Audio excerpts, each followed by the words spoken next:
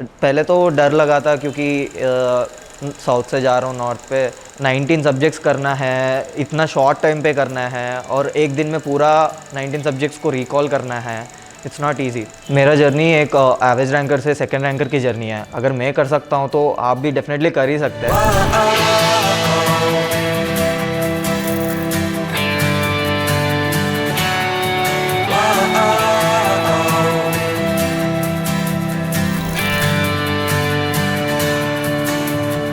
I took my foundation course at the start of third year. So after that, I had done the foundation course. I did my NEET PG and I secured rank 433 in that. So after checking the paper and analyzing it, I felt that there were certain aspects in which I lagged behind. I have seen a lot of videos of Dr. Deepthi and Dr. Sumer, which helped me strategically plan for INI set.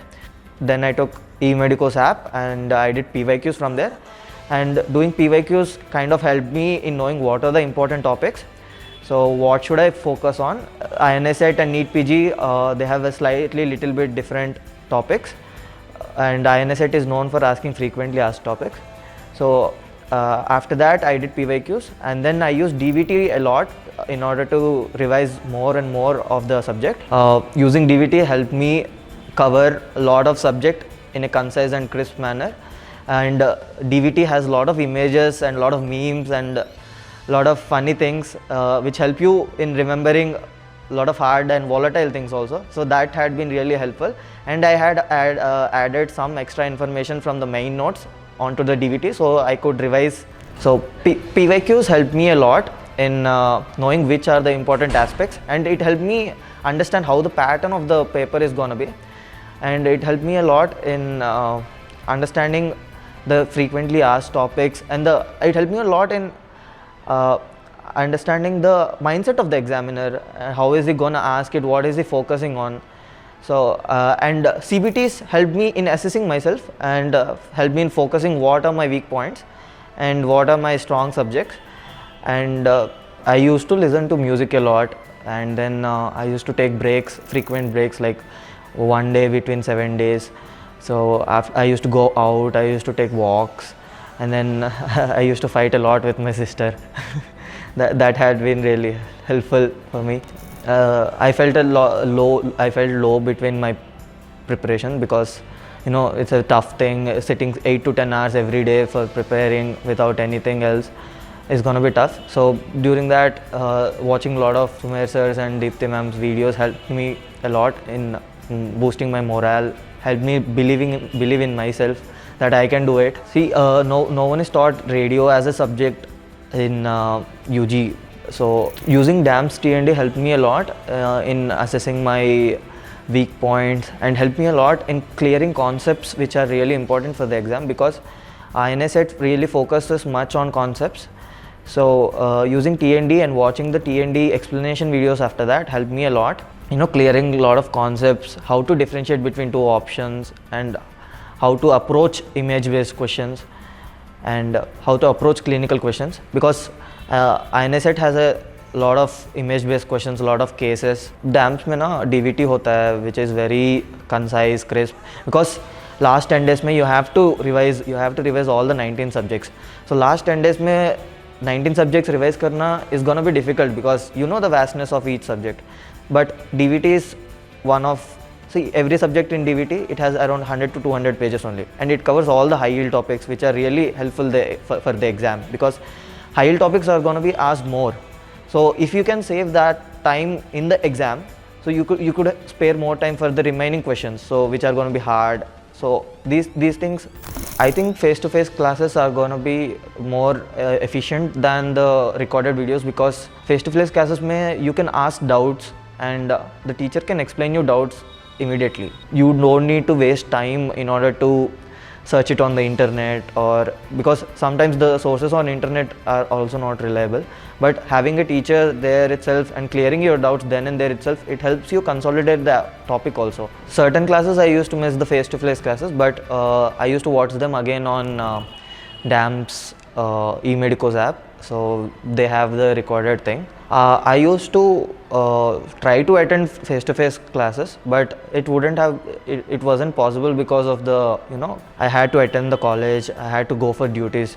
So for things which I missed, I used to watch them on eMedicos app, and I used to do QBank after that, so that my concepts would be consolidated.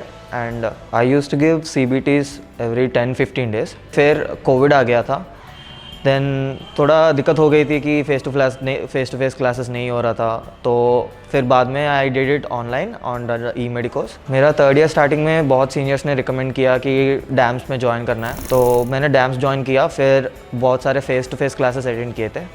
फिर Covid आ गया था, तो I was not able to attend lot of classes then because of the Covid lockdown. तो फिर मैंने DAMS started conducting online eMedicos. पहले मैं फर्स्ट से 10th क्लास तक मैंने गुंटूर में पढ़ा था. फिर मैं मूव हो गया था विजयवाड़ा में बोर्डिंग स्कूल पे. फिर उसके बाद एम्स क्रैक किया मैंने. फिर बहुत ज़्यादा डर लगी थी क्योंकि बहुत चेंज हो रहा था, फ्रेंड्स नहीं थे, दिल्ली पे जा रहा हूँ. एम्स में जाके पहले बहुत एंजॉय किया था. फिर हम सीनियर जूनियर्स के बीच में एम्स में, मेरा कॉलेज में इतना ज़्यादा पेरेंट्स को देख के ज़्यादा इंटरेस्ट लगा क्योंकि both of my parents are doctors.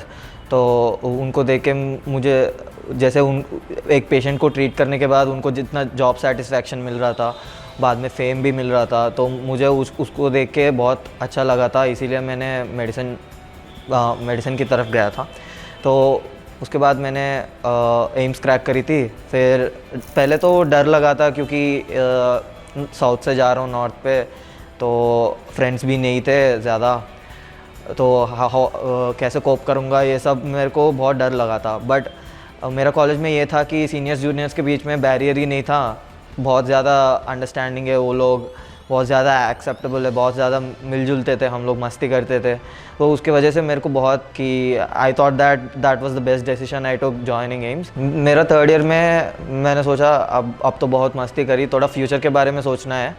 तो फिर उसके बाद मैंने कुछ सीनियर से पूछे थे जो टॉप करते थे, उनसे पूछा था मैंने कि क्या करना चाहिए पीजी एंट्रेंस के लिए या फाइनल ईयर के लिए. तो उन्होंने बोला डैम्स ज्वाइन कर ले.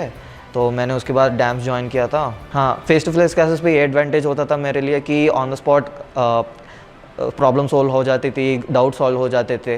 इंटर्नशिप में स्टार्ट करते करते I felt really difficult that to maintain both studies and then going to the college, attending the duties. तो मुझे वो ज़्यादा मुश्किल लगा था. तो I used to try to take 4 to 5 hours every day in order to study. तो वो थोड़ा ज़्यादा हार्ड लगा था. फिर बाद में बर्नआउट हो गया था मैं थोड़ा कि इतना ज़्यादा ड्यूटीज़ करते फिर पढ़ना, ये थोड़ा ज़्यादा लगा था मेरे लिए. तो मैंने इतना नहीं पढ़ पाया था नवंबर के लिए. बट मैं सोचा था मई के लिए अच्छे से पढ़ते हैं. सो मई इनिसेट के लिए अच्छे से दिया था मैंने, पूरा 100% मैंने दिया था मई इनिसेट के लिए. बर्नआउट हुआ था तो मैंने सोचा कि अभी पढ़ना नहीं चाहिए, तो मैंने छोड़ दिया था पूरा पढ़ना. फिर मैंने नवंबर INSET ऐसा ही दिया था कि थोड़ा पैटर्न पता चल जाए कि how should I start studying after that.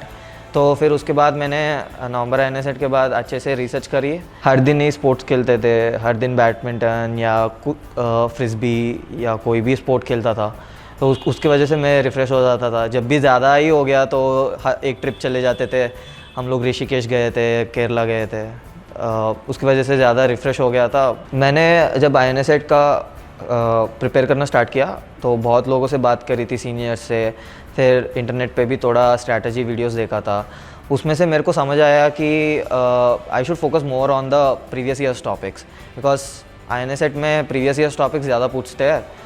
तो मुझे लगा उस पर ज़्यादा फोकस रखना चाहिए क्योंकि मेजॉरिटी उसमें से ही आने वाला है. तो मैंने PYQs का सॉल्व किया था और उसके बाद मैंने PYQs से एक लिस्ट बनाया था कि हर एक सब्जेक्ट का ये इम्पॉर्टेंट चीज़ें हैं. तो उस पर ज़्यादा फोकस रखा मैंने, rather than reading the whole notes. तो मैंने इस पर ज़्यादा फोकस रखा. तो बाद में पेपर देखने के बाद मेरे को लगा कि बहुत ज़्यादा क्वेश्चंस प्रीवियस ईयर्स टॉपिक से ही आया, तो वो बहुत यूज़ हुआ था मेरे लिए. प्रिपेयरिंग फॉर एंट्रेंस के लिए प्रिपेयर करना it's not easy definitely, because 19 subjects करना है, इतना शॉर्ट टाइम पे करना है और एक दिन में पूरा 19 सब्जेक्ट्स को रिकॉल करना है, इट्स नॉट ईजी। तो मैं ये बेसिकली एंट्रेंस के लिए प्रिपेयर करना is a game of revision है, रिवीजन का गेम है ये कितना ज़्यादा पढ़ा, कितना वाइड गया, कितना डेप्थ गया, इसका गेम नहीं है। थोड़ा स्मार्ट वर्क करना है एंड रिवीजन ज़्यादा करना है। जो भी पढ़ा हम लोगों ने उसको कंसोलिडेट करके रिवीजन करना है and then you should always believe in yourself कि मैं कर सकता हूँ ये, respect of the odds against you, you should believe in yourself that you can do it, तभी होगा। वरना if you think that you can do it you will never do it. ये success it's not just because of me, my effort. मेरा family भी बहुत effort put किया था, बहुत सारा चीज़ें अरेंज करे थे मेरे लिए कि टाइम पे खाना, मोटिवेशन भी बहुत मोटिवेट किया था जब भी मैं लो फील होता था। मेरा फ्रेंड्स भी बहुत सपोर्ट किए थे मेरे लिए कि I could always do it करके, एंड सीनियर्स भी बहुत गाइडेंस दिया था। And last but not the least dams ने बहुत मेरे लिए सपोर्ट किया था कि in terms of my preparation, in terms of CBT, in terms of classes, जो भी है what not else. Last but not the list dams ने बहुत हेल्प करी थी मेरे लिए प्रिपरेशन में। सुमेश सर और दीप्ति मैम की मोटिवेशन वीडियोस भी, स्ट्रैटेजी वीडियोस भी, और डैम्स का DVT बहुत जल्दी रिवाइज करने के लिए बहुत हेल्प किया था मेरे लिए। And I think that was one of the x factors for me कि डैम्स का DVT यूज़ करना।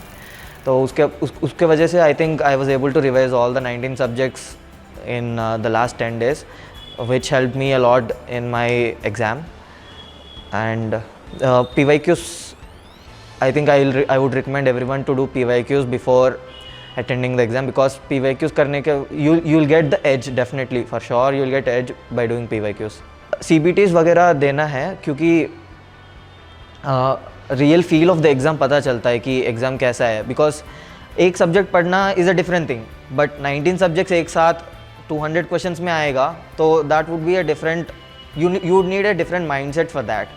तो CBT करने से ये फ़ायदा है कि 19 सब्जेक्ट्स को रैंडमली रिकॉल करना है आपको, तो that would really definitely be, I think everyone must do CBTs once in 15 days, because CBTs करने से ना आपको पता चल जाता है कि आपका वीकनेसेस क्या है, आपका स्ट्रेंथ्स क्या है, तो उसके बाद you can work on it, and that is what I did and as you can see it had helped me a lot. Exam से पहले CBT देने से मेरे को अच्छा लगा था, क्योंकि उसके बाद मेरे को पता चला कि मेरा वीकनेसेस कहाँ पे है, मेरा स्ट्रेंथ्स कहाँ पे है, और फाइनल एग्ज़ाम का फील तो आया एक बार कि कैसा करना चाहिए, कैसा प्लान करना चाहिए मुझे।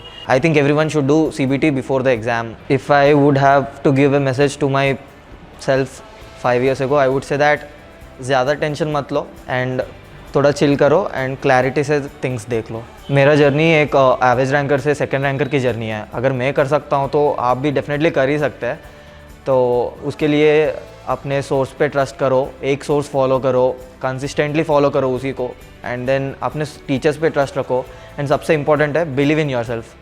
तो ये सब करेंगे तो डेफिनेटली आप भी कर सकता है, आप भी सेकंड रैंक या फर्स्ट रैंक जो भी है ला सकता है। We are in it to win it.